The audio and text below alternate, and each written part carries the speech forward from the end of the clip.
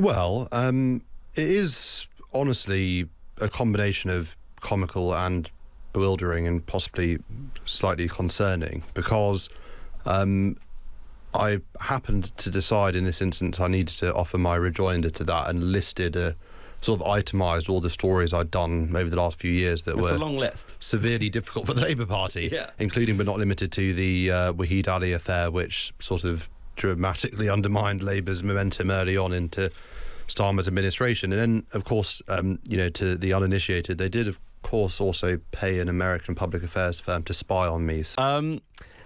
Next up, we have with us Gabriel Pogrund. Unless you were hiding under a rock this weekend, you will have read about a Sunday Times investigation that has revealed the crypto gambler and convicted criminal, George Cottrell, also known as Posh George, paid for staff and security for the Reform UK leader Nigel Farage and also let him stay in his luxurious home. A spokesman for Farage has insisted that no parliamentary rules were broken and that these were not political donations, rather they were personal gifts to him. But the story continues, and today the Times revealed that George Cottrell, despite having no affiliation with the party, carried Reform UK business cards with Farage's official email address on them. Now, we did ask Reform UK to come on and discuss this, but sadly no one was available. So thankfully, instead, we have Gabriel. Hello, Gabriel. Gabriel is the editor of the Insight team at the Sunday Times and the man who helped break this story. And he joins me in the studio now. Good afternoon, Gabriel. A busy weekend, one imagines. Absolutely. So your phone, I imagine, has been somewhat hot this weekend.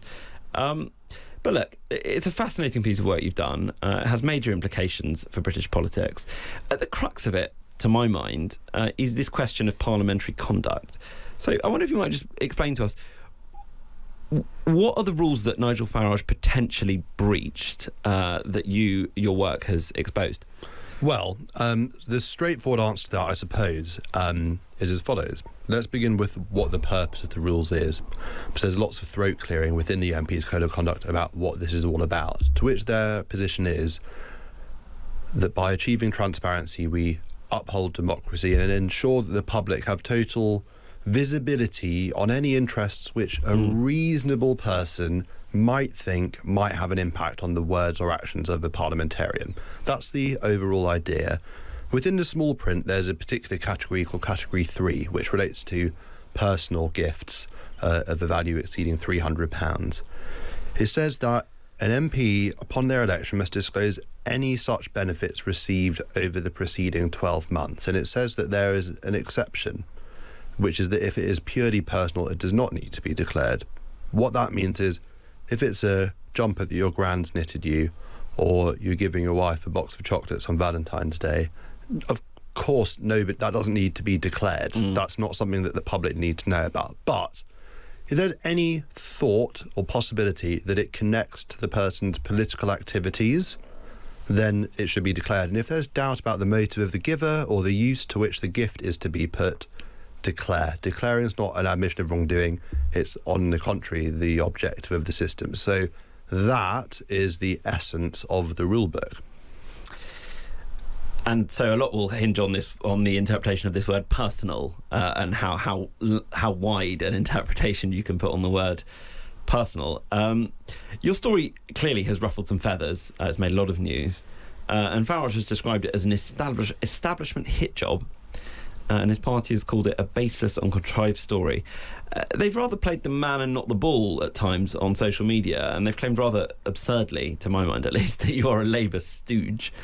What do you make of the way they've responded? Well, it is honestly a combination of comical and bewildering and possibly slightly concerning because I happened to decide in this instance I needed to offer my rejoinder to that and listed sort of itemised all the stories I'd done over the last few years that were a long list. Severely difficult for the Labour Party, Yeah. including but not limited to the Wahid Ali affair, which sort of dramatically undermined Labour's momentum early on into Starmer's administration. And then, of course, to the uninitiated, they did, of course, also pay an American public affairs firm to spy on me. So none of this is that consistent with the actions of a Labour shill or activist. And I suppose I'm reasonably familiar with this tactic because I had a story on Richard Tice's tax affairs not that long ago, which he responded to by opening a press conference, selectively reading a tweet of mine, which I'd overtly tweeted, to be fair, and he sort of took it out of context. So, I mean, I'm kind of, I guess, one has to expect these things. But the beauty of what's happened over the last 24 hours is that as for the substance of the story and the facts that underpin it, well, Robert Jenrick, their own Treasury spokesperson, firmed them up on the airwaves at some length yesterday, saying that it was true that Farage had paid, Cottrell that had paid for Farage's staff, that it was true that Farage had stayed at Cottrell's property. So I suppose, in that, because it's quite difficult to respond to that, maybe they've gone after me. And the only other thing I'd say is I just find it's obviously convenient, but it's not even. You said I helped bring the story into the public domain. That's true. I'm a member of a team. There are other people that did it. The paper did it. Of course, the paper's also been characterised as an organ of the Labour Party as well. That was something of a discovery for me, who's worked there 15 years. And I wasn't aware. Might be for the Labour Party I as would well. have done so much better at all these Islington dinner parties if people knew that I was working for a Labour supporting newspaper.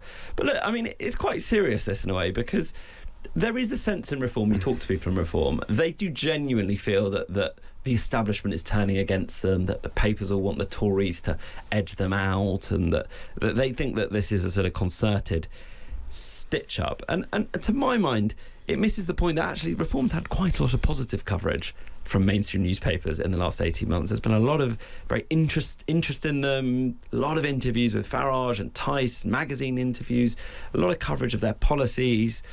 But this is the other side of that coin. They also get scrutiny, and they seem to only be comfortable with one half of that bargain. Yeah, I guess it's quite hard to take it seriously. I mean, my beloved friend and colleague Patrick Maguire has done some of the most perspicacious and illuminating reporting on Reform. He's been around the country with Farage. He writes columns that properly penetrate the thinking of the people at the heart of it in a very even-handed and rigorous way. But no, we absolutely take them seriously. We should take them seriously. How could you not take seriously the party that's ahead in the polls? I suppose the slight tension is that they're pleased to be taken seriously on the matters that they want to talk about, but in this instance, it's really not that crazy an idea that we may wish to know that a convicted criminal funded the next Prime Minister, possibly. So that's sort of where it starts and ends for me. It's hard to even dignify the idea that it's an establishment anything, because of the fact that it's just so squarely lies in the domain of, I mean, what is journalism if not just from time to time examining the intersection of money and politics? That's just what we're all here to do and what we all believe in. So I can't quite comprehend what the actual, if there's any sincere good faith idea behind this notion that it's a stitch up. When the Sunday Times was founded in 1822, its goal was to unfold the secret springs by which government operates. And did they not say they wanted to be a most useful publication as well? Something like that? Well, I hope we've achieved that goal. But but this is, I mean, this guy, George Cottrell, who's right at the heart of all this. And then you have this other guy, Christopher Harborne, a crypto billionaire, as we understand it, who's been based in Thailand, at least until recently.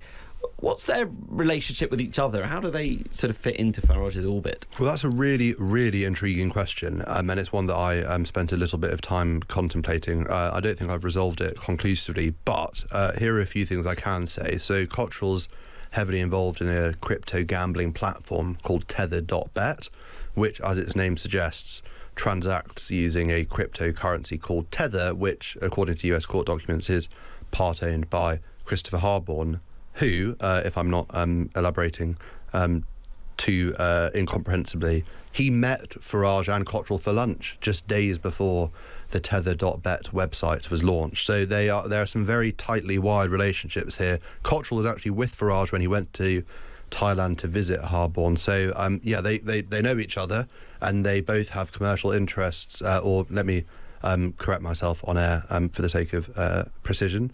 They are both. Cottrell's involved in Tether.bet. Harborne is a part owner of Tether. So I guess that's just a fact for people to consider. And is there more to come on this? I hope. Well, I hope so. I guess if there's anything worth reporting, I'll try to report it. Very good. Well, thank you for joining us, Gabriel. Gabriel Pogrund, as you know, is the editor of Insight at the Sunday Times investigation team. And for more on this story, you can also listen to the Times Investigates podcast, which is titled Posh George, the criminal behind Farage, and that's on Apple.